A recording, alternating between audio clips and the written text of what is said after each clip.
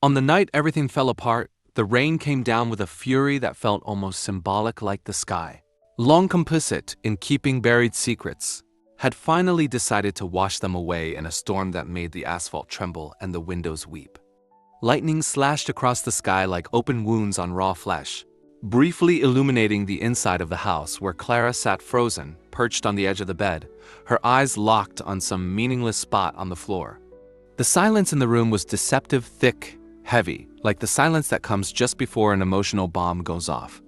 And deep down, in a quiet corner of her soul, she knew there was no turning back. Clara was the kind of woman who learned to stay silent before she ever learned how to speak.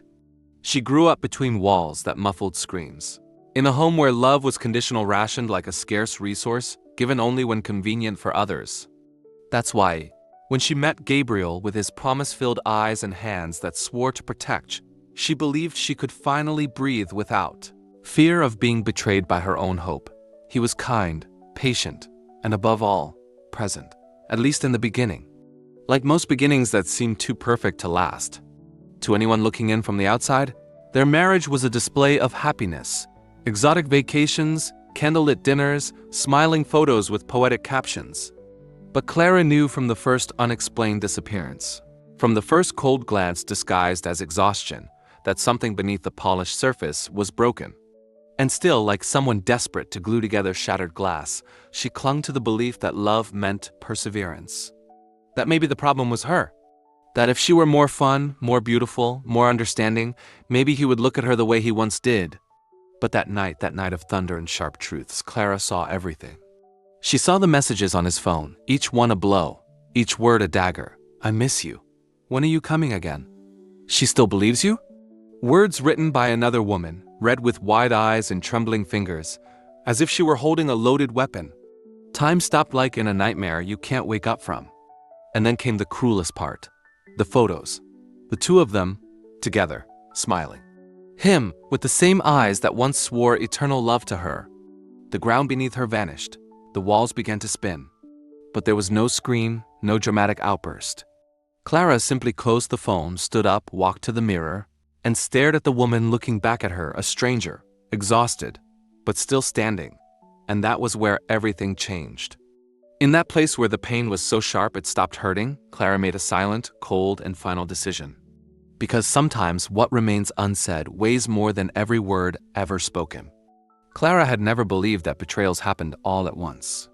No, they came like a slow poison, seeping in small doses, diluted in disguised absences, touches that grew cold, words that lost their warmth. But she also never believed it could happen to her. Not like this, and certainly not at the hands of the people she trusted most in the world. It was a Thursday. The kind of warm, ordinary day that starts like any other until something happens to change everything forever. Gabriel had left early, just like he always did on Thursdays, telling her he had meetings out of town. Clara, for reasons she couldn't quite understand, felt restless that morning. A discomfort that she couldn't explain. An inexplicable anxiety, as though her body knew something her mind had yet to grasp. As she tidied the bedroom, she noticed his phone, forgotten on the dresser. That never happened. Gabriel was obsessed with that phone, as though his life depended on it. And there it was, abandoned, the phone almost exhaling a silent tension into the room. Clara stared at it for a long moment. She fought against the curiosity, against the hurt of imagining what might be lurking inside it. But something in her chest pulsed fiercely, a quiet, persistent voice that whispered, "Look." And she did. The password was hers, her birthday. How ironic. The messages were all there. Not hidden, not encrypted. The betrayal was laid bare, as if he hadn't bothered to cover it up. Or worse, as if he thought she would never dare to look. Clara scrolled through the screen as though reading her own death sentence. "Baby, I can't stand only seeing you once in a while." Does she suspect? Yesterday was amazing, just like always. And the name at the top of the conversation was a punch to the gut. Marina. Marina, her best friend. The woman who held her wedding dress on the big day. The one who spent countless nights on the couch after painful breakups. The only person who knew her deepest fears. The one who used to say, "You're my family." A bitter taste rose in Clara's throat. It wasn't just rage, it was grief, loss, humiliation. The messages continued. Dates, meetings, phrases that shredded the memory. That night at the cabin, remember? She was in the room next door. It was so risky. Clara's body shook. She wanted to throw the phone, scream, run to wherever Gabriel was and smash it against the wall. But she didn't move. She stayed there, sitting, as if she needed to absorb the pain, let it settle in until it transformed into something else. The world was collapsing around her, but inside her, a new kind of strength was rising, one that didn't come from rage, but from sheer certainty. She would never be the same woman again. Clara didn't call Marina. She didn't text her. She didn't cry in that moment. She simply took a deep breath and began to piece things together. The pieces of a life that would have to be rebuilt from scratch, but this time, without lies, without illusions, without betrayals poisoned with false smiles. And as the storm outside subsided and the first light of day filtered through the curtain, Clara rose slowly. She grabbed the phone. She saved everything, every word, every image. She created folders with impersonal names. Proof 1, Proof 2, Conversation 3. Then she looked at herself in the mirror, the woman who had been hurt, who was tired, who had been betrayed, and she saw something new, a calm, dangerous gleam. The kind of gleam that precedes a revolution. She didn't know yet what she would do. But she knew she wouldn't do the obvious. They had destroyed her trust. She would destroy their certainties. The world thinks that the worst pain of betrayal lies in the act itself. But it doesn't.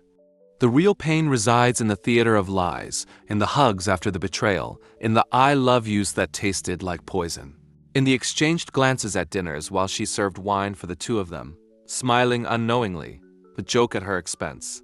That was the real hurt. Being the fool in your own circus. But Clara, contrary to what Gabriel would expect, didn't explode. She began to smile, discreetly, cold, like someone who knows something no one else does.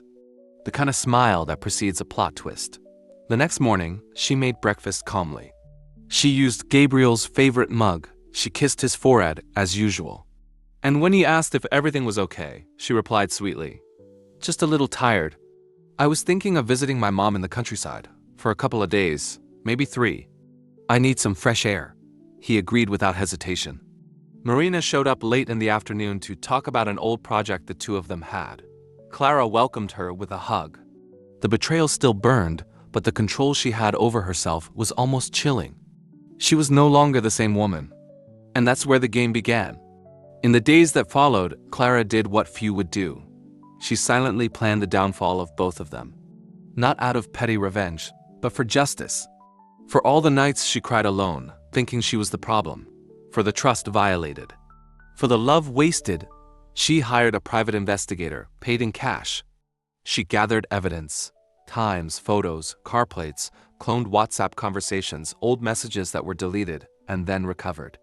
And Marina, with her intimate arrogance, wasn't any less careless. Within days, Clara had a complete dossier. But she didn't stop there. She visited a lawyer specialized in strategic divorces.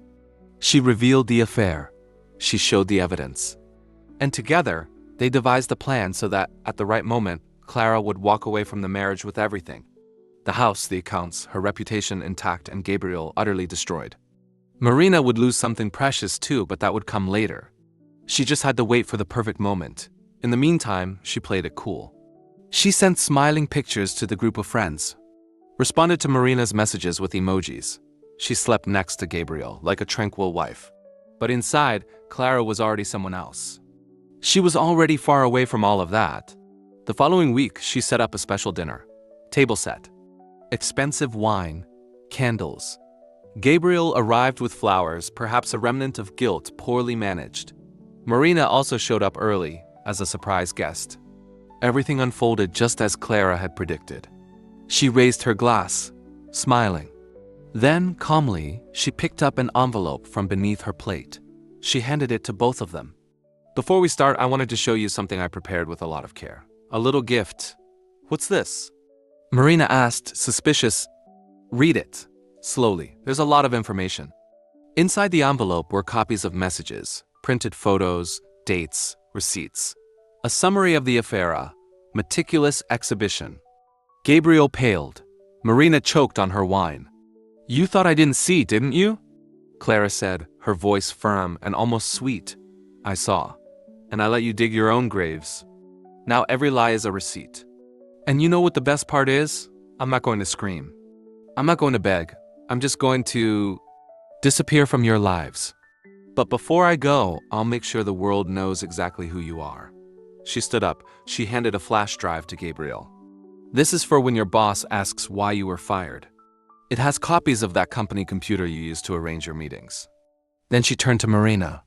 "And this is for when your fiancé finds out you weren't as single as you claimed. By the way, I sent the photos to him too." Marina began to cry. Gabriel tried to argue.